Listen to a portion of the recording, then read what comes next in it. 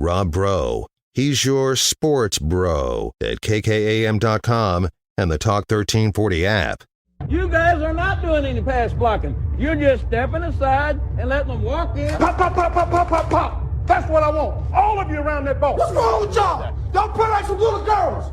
Y'all like y'all never played football before. These guys are nothing. You hear me? They breathe just like we do. Yes, sir. They sweat just like we do. Do you hear me? They went through 2 days. We went through 2 days in 110-degree heat. Yes, sir. I want you to hit everything to move. If the ref gets in your way, you hit him. Okay, then, let's play. But they're cheating us too. They're against us too. This is our team. This is us. Let's go right now. Let's get it off now. Let's go.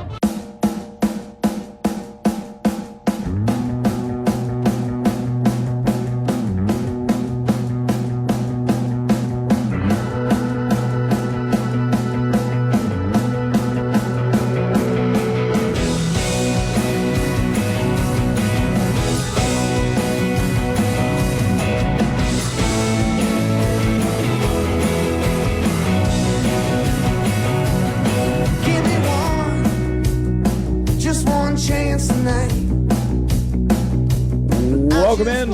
It's the Rob Bro Show, Talk 103.9 News Money Sports. If you missed it last night, we had a great softball game. Monterey run ruling Lubbock High 10-0 in the bottom of the 5th inning. You can catch LISD Sports right here on KKAM every Tuesday and Friday night for the game of the day. One of the local LISD baseball or softball games will be on for your listening pleasure, generally with David Thetford. I called the game last night. Also last night, the Texas Tech baseball team fell on a walk-off again. This time to New Mexico on the road again. Am I worried about Texas Tech baseball on a 4-game losing streak? No. Does it suck to lose to New Mexico? Yes. Does it sting a little worse coming off a sweep to Texas? Yes. Has this been the worst week in Texas Tech baseball in some time? Maybe so. Am I worried at all about the season trajectory? No. You have a 9-game or 7-game homestand in the next 9 days, I think.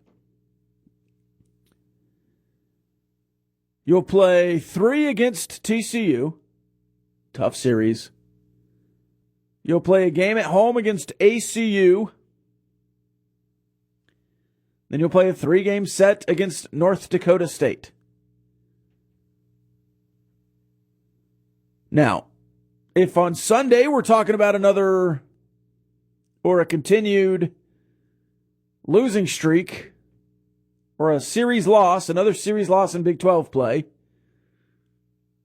and all of a sudden you're talking about a must-win game against ACU and a must-win series and we really need to sweep North Dakota State, all right, I'll start to talk about it. But right now, I understand if other people are worried, I'm not worried.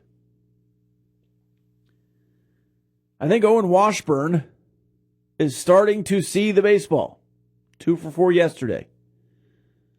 Kevin Bizzell was 5 for 5. Austin Green, after a pretty poor series in Austin, was 3 for 5. Hudson White was 3 for 5. There were some struggles elsewhere down the lineup, but you scored 10 runs. Gave up 11. And you had some weekend pitching do so.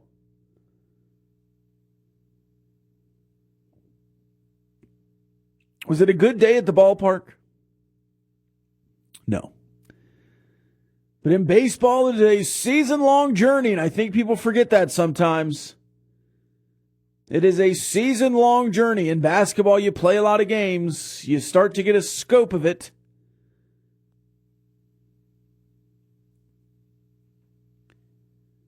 We'll know a lot more in a month. But I think from what we've seen so far, this team is pretty good. I think you're still a top 3 or 4 team in the Big 12. You know who else has lost midweek games to teams worse than them? Texas, TCU, Oklahoma State. Was it a bad loss coming off a sweep? Yes. Am I hitting the panic button or moving up my worried meter at all? No.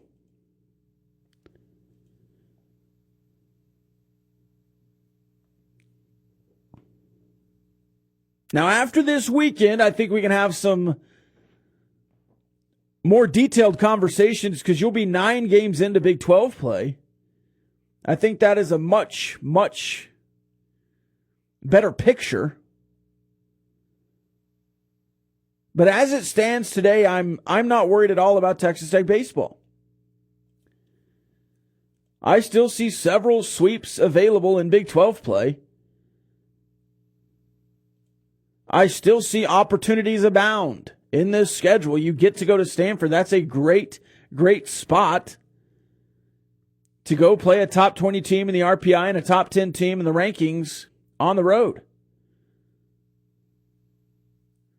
By the way, the RPI is still wonky. You don't have enough games to make it really credible. Xavier is 12-12. They're 12-12. They're 12th in the RPI. Are you better than Xavier? 16-9 Miami. 12-12 Florida State. 12-11 Indiana State. UC Santa Barbara. All these teams are ahead of you in the RPI. I don't think they're better teams than you. That's just the math so far. Evansville. 11-10 Illinois.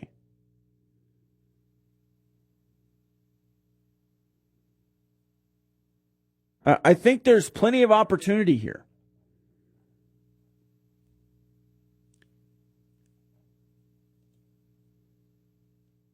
Does that alleviate how bad of a game it was yesterday? No.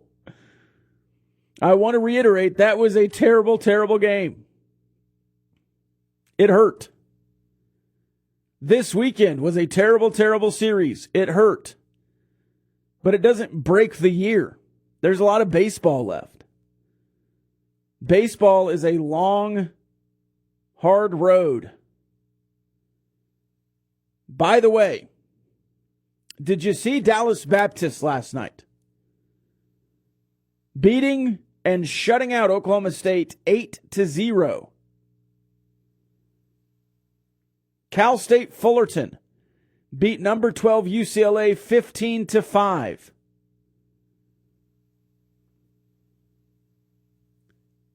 Iowa, number 25 Iowa, lost to Illinois State 5-3. Number 15 Campbell lost to William and Mary 3-2. Number 8 East Carolina lost to UNC Wilmington 9-3. Number 13 North Carolina lost to number 19 Coastal Carolina 12-7.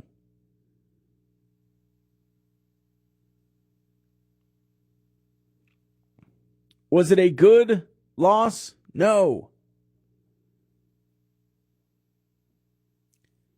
But this baseball team is not like the basketball team.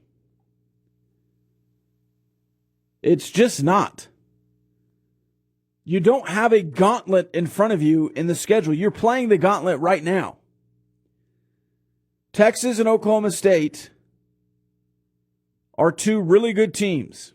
You traveled to Austin. You had to get right back on the bus and go to New Mexico. That's a bad beat for the schedule.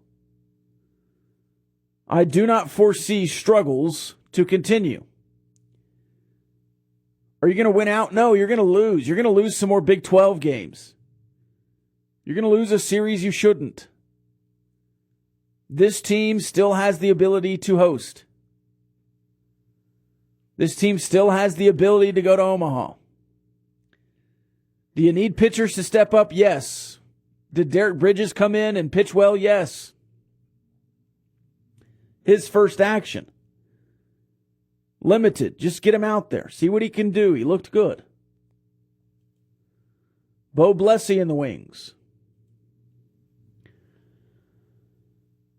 First texter of the day, Grande Pollo. What's good, he says. Tech baseball's in a rough stretch right now, yes. Do we have a chance at winning the series and, heaven forbid, sweeping the Horned Frogs this weekend? Love Grande Pollo. Yes, you absolutely have a chance to win a series against TCU.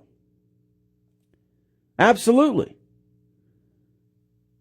Absolutely you can beat TCU.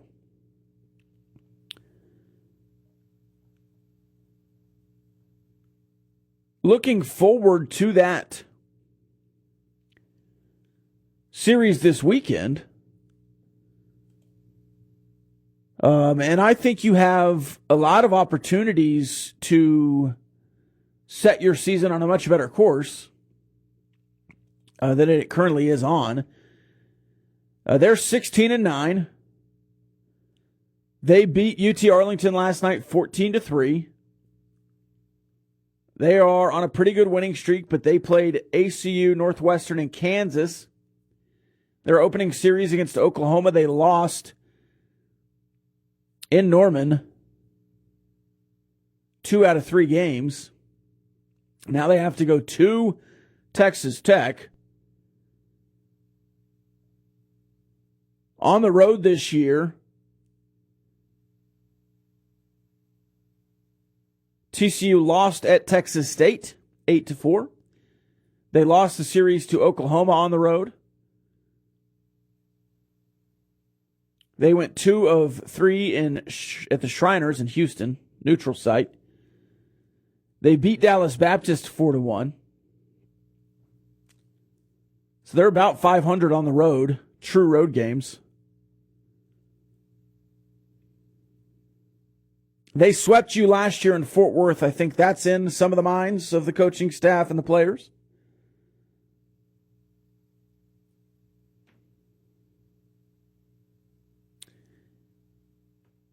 Two swings difference.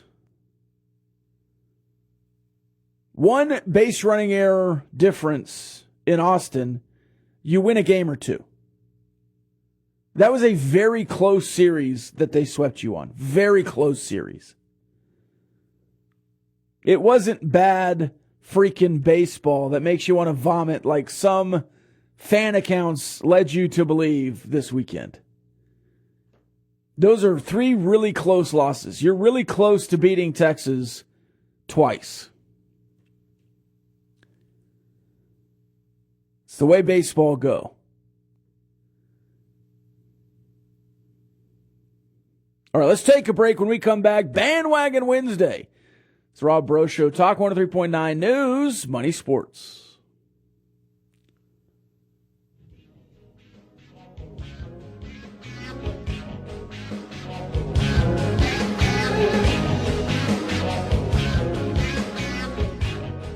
Crap.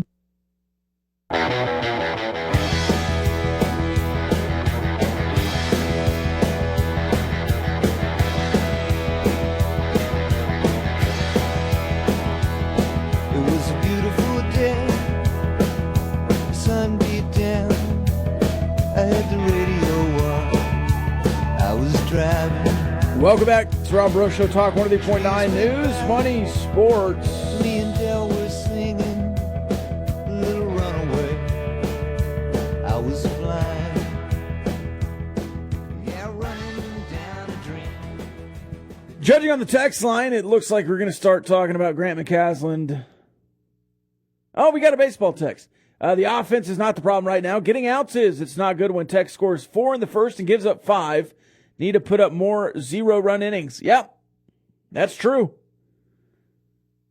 That is absolutely true. The offense is not the problem right now. Getting outs is. Yeah, you need to be pitching better. You need to execute better.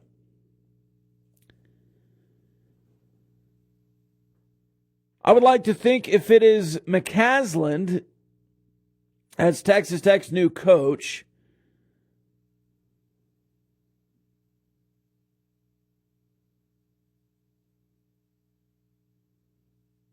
okay. Sorry, I had to read this one to make sense of it. All right. The texter thinks it's McCasland, but Is there any chance the delay is because they're waiting for the end of the NBA season to hire Billy Donovan?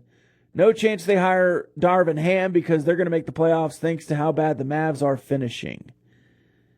No, they're not waiting for the NBA season to finish.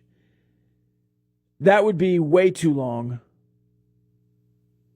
Well, not way too. I guess they could wait for the NBA season to finish. Now, there's a chance it could not be Grant McCasland. They have another guy in the mix, but from what I can gather, it's not Billy Donovan. Could be. I'll answer it this way, Texter. Stranger things have happened. Jason Kidd sucks, by the way. Okay, McCasland has my vote with that game last night. Bring in some dogs and don't let anyone score. If you lose, your opponent doesn't score. Can't lose if your opponent doesn't score. That's true.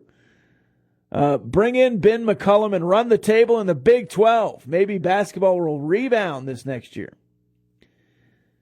Zero chance you run the table in the Big 12 next year. I think there's enough smoke that Ben McCollum is at least being asked. And again, the Ben McCollum offense fits this defense. It fits the system. It's ball movement.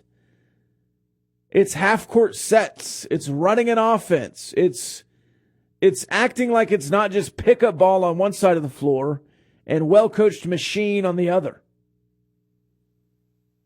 It's not the three-man weave until you find a lane and then have some motion and be bad at back cutting and all that you were the last 2 years. That Sweet 16 offense was not very good. It stalled. It was slow.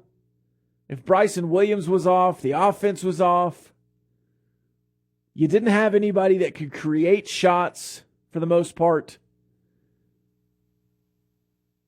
You didn't really run sets beyond throwing it down low to Bryson Williams and letting him cook. The defense was elite last year, the year before last, whatever you're saying now. But that offense was not very good beyond what Bryson Williams was able to create.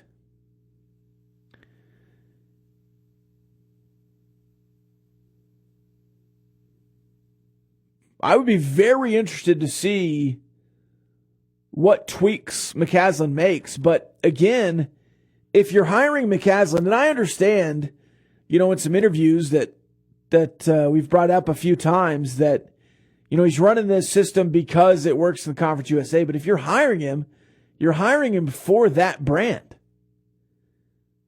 You're hiring him to come do that in the Big 12. Now, what does it look like in the conference? What does it look like with better coaching, better players, more resources, more time? All of that stuff is something that it can be discussed, but I don't think you're going to get Grant McCasland to come in and run the run and shoot.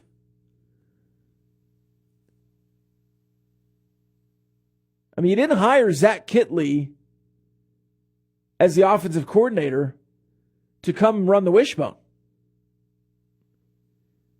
Now, you had him make some changes. You had him shift philosophy. You had him play complementary as much as he could. But he's still running his offense. McCasland's still going to run his system. It's going to look different maybe, but you're not going to come here and score 80 points a game all of a sudden. You're going to score about 65 and give up about 60 in the Big 12. You're going to make the tournament. And if you really have some dudes, you'll be a 3 seed. That's Texas Tech basketball right now. The next time Texas Tech makes a 1 or 2 seed in the tournament, it'll be the first time they've done that. Can they? Yes. In the Big 12, yes. Absolutely. You won the Big 12 and you were a 3 seed.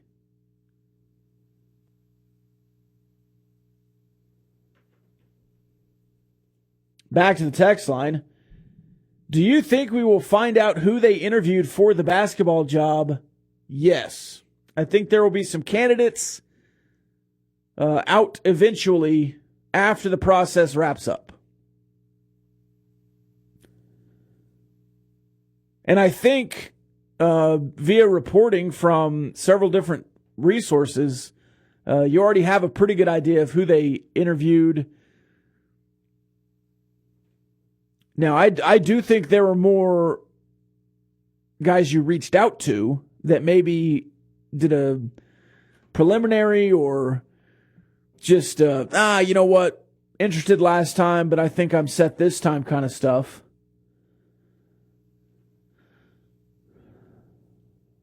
But yeah, that all comes out after the coaching search. But I really don't know how extensive this coaching search was. I mean, McCasland was one of the names, one of the finalists, whatever you want to call it, in the last go-round.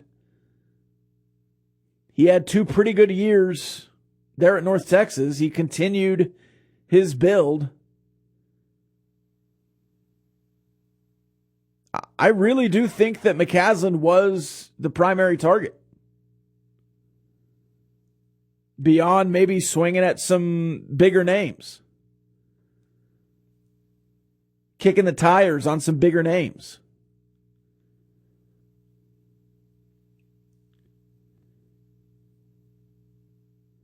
But you are coming out of a level of dysfunction.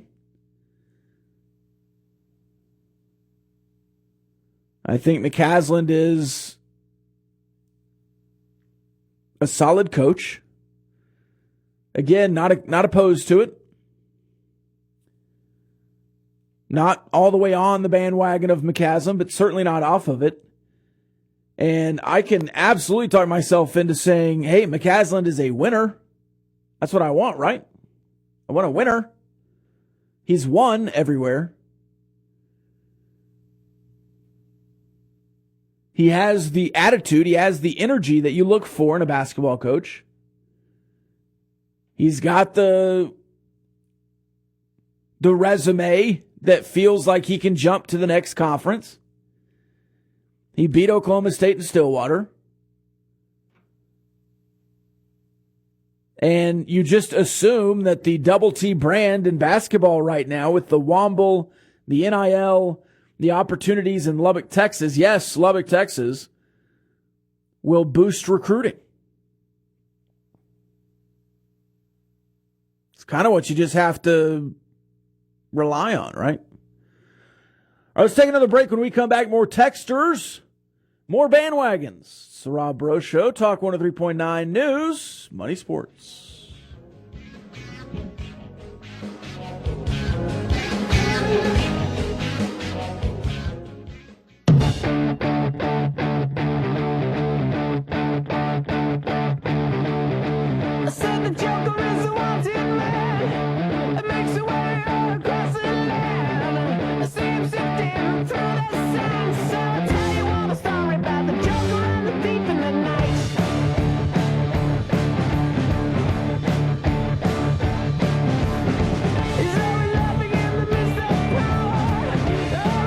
Welcome back. It's Rob Bro Show, Talk 103.9 News, Money, Sports.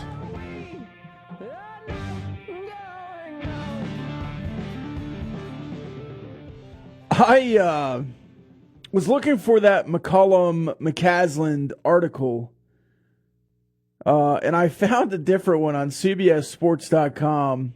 You just want to read a line from it, or a section. That may make you feel better or worse about McCasland coming in. One of the hardest things for a successful young head coach to do is abandon what made him or her good to begin with. That's exactly what happened after McCasland's second season at North Texas. The team was 17-1, the best start in school history, while scoring at the top 35 rate nationally and ranked 17th in two-point shooting and 18th from three. But eventually it fell off after a slew of injuries. At one point, there were 5 scholarship players available to play. After that season, McCasland decided to blow it all up, so he came to North Texas as an offensive coach. Listen, here it is.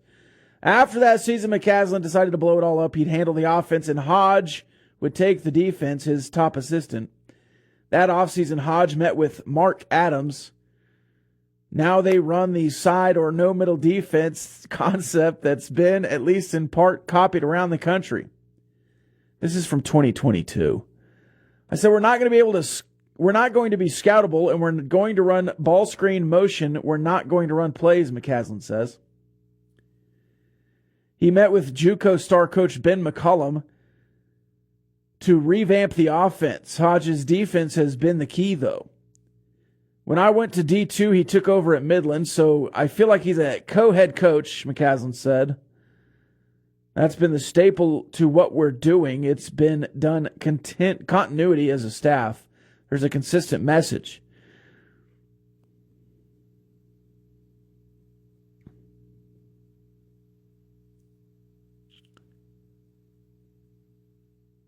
North Texas' scheme is based on the principle of having interchangeable parts. At Texas Tech, they called that the positionless basketball.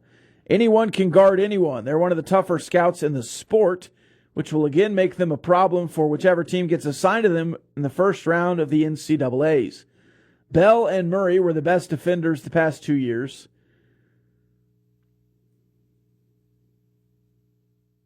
Here's the line I was getting to. This thing's pretty tight right now, McCasland said. I'm not joking about this. I thought Mark Adams was the best defensive coach in the country. Scott Drew used to laugh at me when I'd say that. Now he runs their defense and has beaten them twice this year. This is, again, in 2022. I think Ross Hodge is the best coach in the country that nobody knows about. He won 90% of his games in JUCO at Midland and Paris. You don't win 90% at that level unless you can coach your brains out.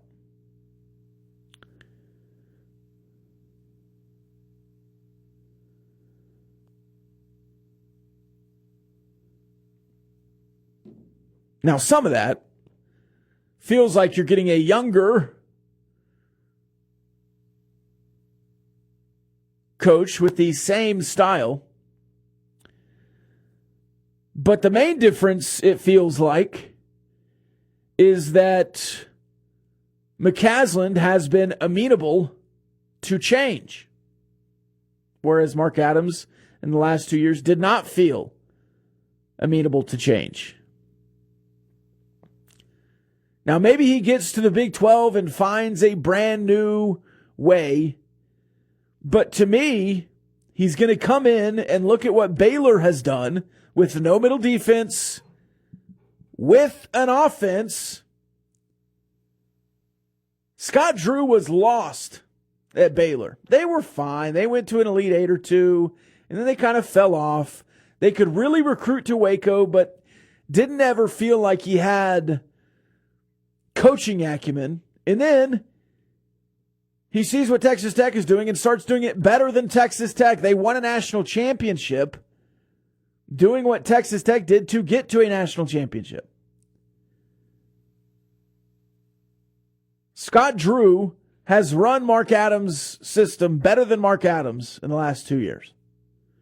Now, Adams went to a Sweet 16. Scott Drew did not. But regular season-wise, beyond that 1 year where Mark Adams got him, Baylor has been better than Texas Tech since 2019.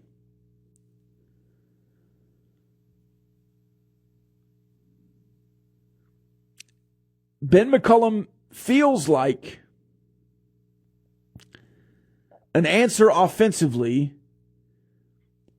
to move up. Now, McCollum, I guess you can call it the motion offense, whatever you want to do, but he has the 12-pass offense. It is incredible ball movement, which you have not seen at Texas Tech, at least consistently. But if you can commit on the defensive end, let the air out of the ball on defense, and then have incredible ball movement on the offensive end to have efficient scoring, you can win in the Big 12. You can. Baylor does it. Kansas does it. Kansas State did it this year. TCU does it. You just have to be better at it than everyone else.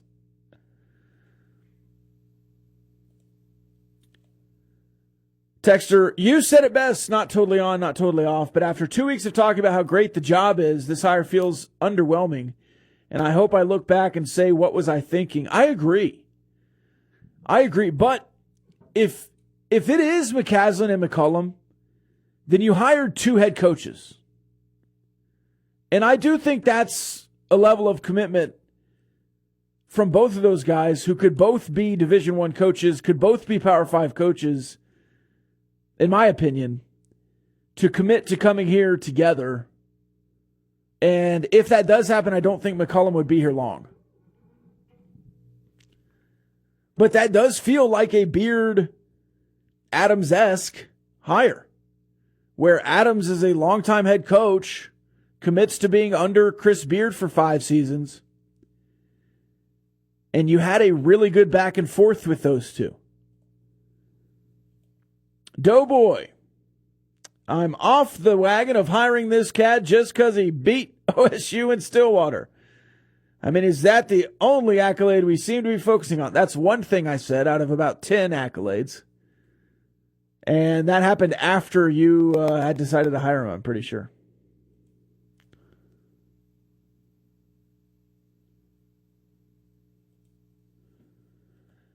Does McCasland run an offense like what Cooper runs, where you just hold the ball forever until a shot opens up? Yeah, currently. Similar, yeah. I mean, there's a shot clock. But similar, yeah. I don't think that's what he will run in the Big 12, though. I think it's been good enough where he is. I don't think that's what he'll continue to do. And I wish I could find the quote. I will find it, and we will use it tomorrow, the quote that McCollum had, or I'll try to find it in the next break. But again, McCasland is more than just his NIT run. McCasland should have been in 2 or 3 NCAA tournaments, but Conference USA, they only get 1 team in, and FAU was better this year. FAU's in the Final 4. And again, I joked about Conference USA basketball earlier as the best basketball conference, but Charlotte won the CBI. It's a rematch between UAB and North Texas in the NIT finals. And FAU has an opportunity to play for a national championship this weekend if they get through the Final 4 game against Creighton. San Diego State. Sorry. I mean, that's a legitimate opportunity. You have some really good coaches in Conference USA. That's a much better basketball conference than I gave it credit for. And again, I was really excited about Grant McCasland. Oh, all these Mick names are killing me. Mick Guire, Mick Caslin, Mick Cullum. I was really excited about McCasland 2 years ago. Really excited. And if it wasn't Harvin, I'm really struggling right now. If it wasn't Darvin Ham and Adams, I wanted McCasland. I was absolutely on board with Adams once they hired him. I just didn't think they would. But yeah, McCasland I was excited about 2 years ago. It's just that he's still at North Texas, so I'm just kind of reserved now. But all of the characteristics are still there. Winner. Open to change. Adaptable. Not stuck in his ways. Guys come back and play for him. You have the buy-in of the program at North Texas.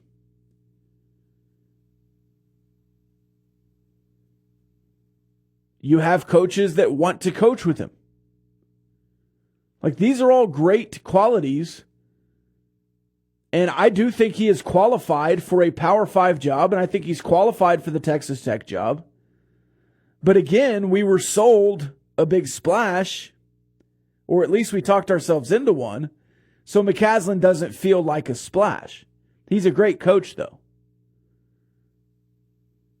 And again, if he wins here, I'm not going to care if he wins 55-40 or 95-82, as long as he's winning.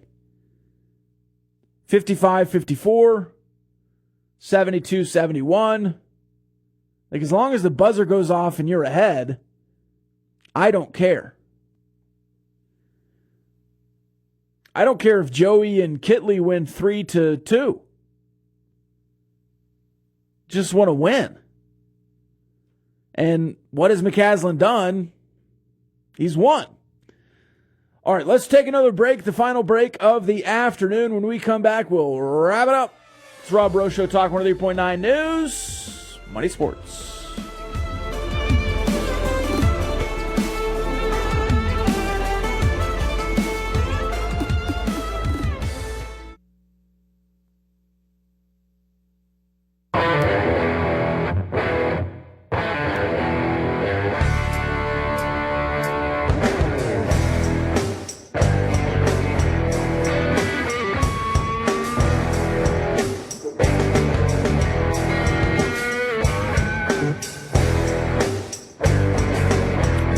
Welcome back.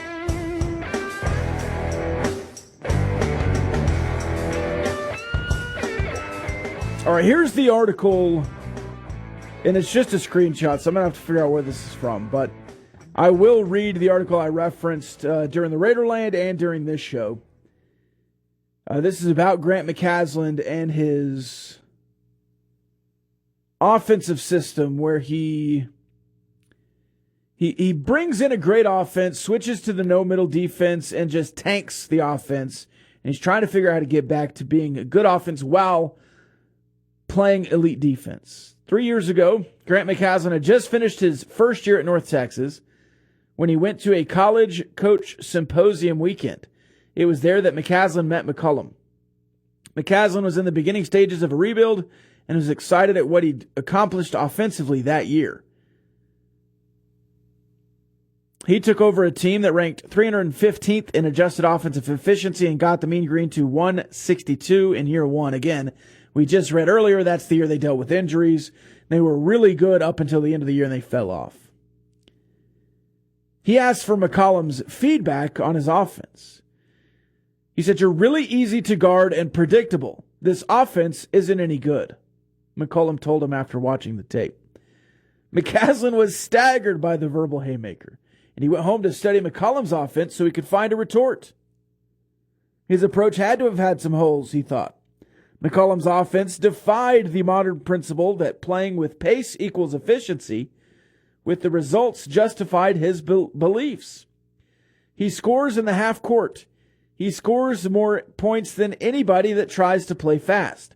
McCasland says he just is against the grain in so many ways. He orchestrates an offense that has elite precision, but with ultimate freedom, which is the greatest compliment of a disciplined team. A year later, after experimenting with some different offenses, McCasland went back to McCollum and asked for help adopting the Bearcat way. His team made a monstrous jump from 265th adjusted offense to 34th and won Conference USA this past season. North Texas won the Conference USA automatic bid and upset Purdue in the opening round of the NCAA tournament. He changed the trajectory of our program in a lot of ways. So McCasland already runs the McCollum offense, but he just doesn't run it as well.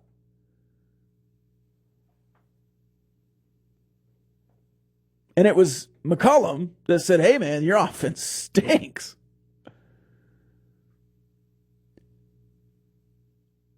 And at some point in the timeline, he also adopted the no-middle defense, the no-side defense, or the side defense. You push him outside.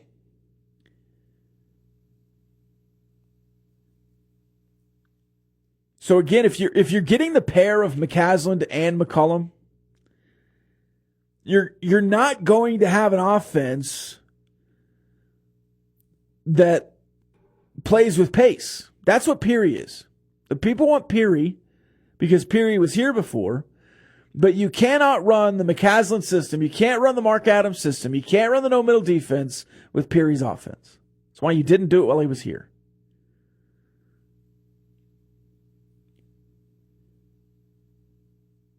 But can you run the 12-pass offense and be extremely efficient and disciplined on both ends of the floor and be a nightmare for opposing teams and be, quote,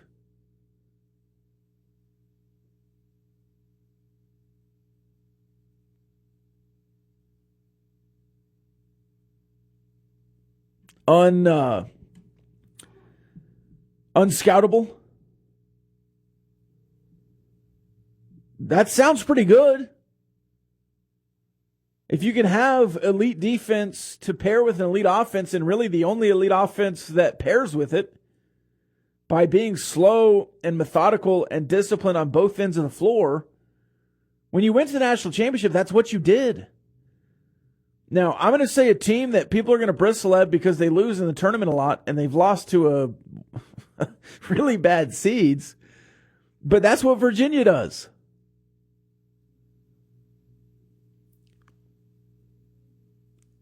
You just have to do it really well. And there's, I guess, not much margin for error, but you look at Baylor the last few years, you want to be Baylor. You do. And you could be if you hired McCasland and McCullum, allegedly.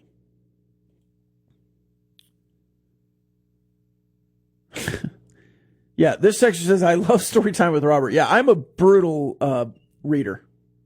I don't read well. I try not to read articles like that, but those two clips from articles on McCasland is why I'm not out on McCasland. Now, do they fire me up and make me feel like he's a home run? No, but I do see the potential. I see why the committee wants to hire him if that's the case. Does it help that he beat the Cowboys in the NIT?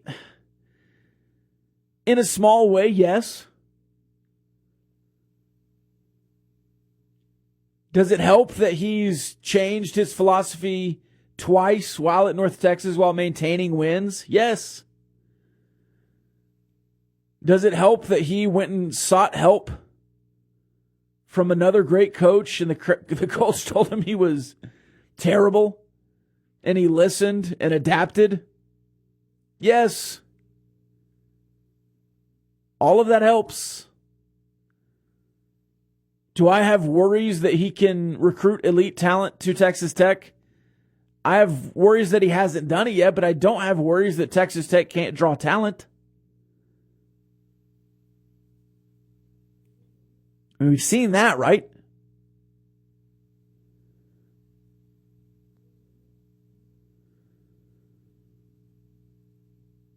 Scott Drew has been really adaptable over the last 5 years, and his program has gotten way better.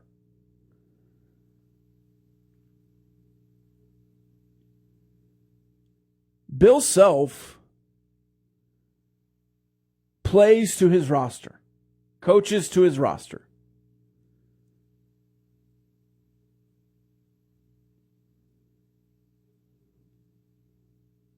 You really just had one way to do things, and when you didn't have the roster to fit it at Texas Tech, you struggled. You had the perfect roster in Mark Adams' first year for Mark Adams' system. The perfect roster.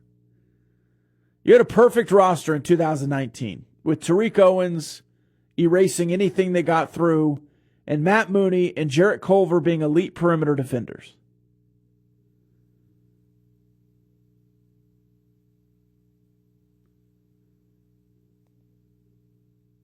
You had a pretty damn good roster in the Elite Eight run.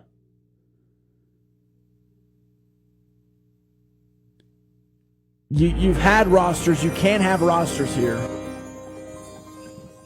And I think with McCasland, you just have to trust that he can coach to his roster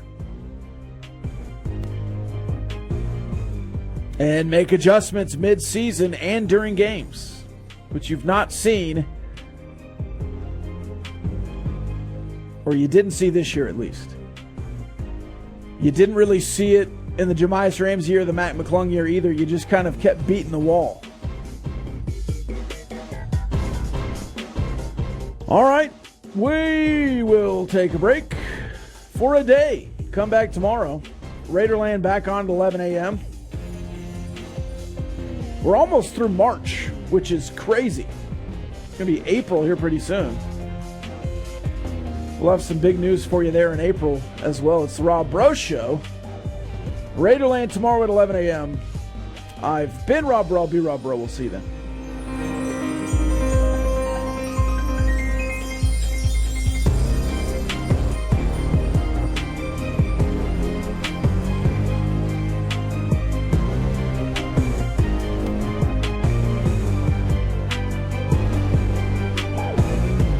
The views and opinions expressed by the participants on this Talk 1340 program are not necessarily the views of Talk 1340, its advertisers, staff, management, or Town Square Media.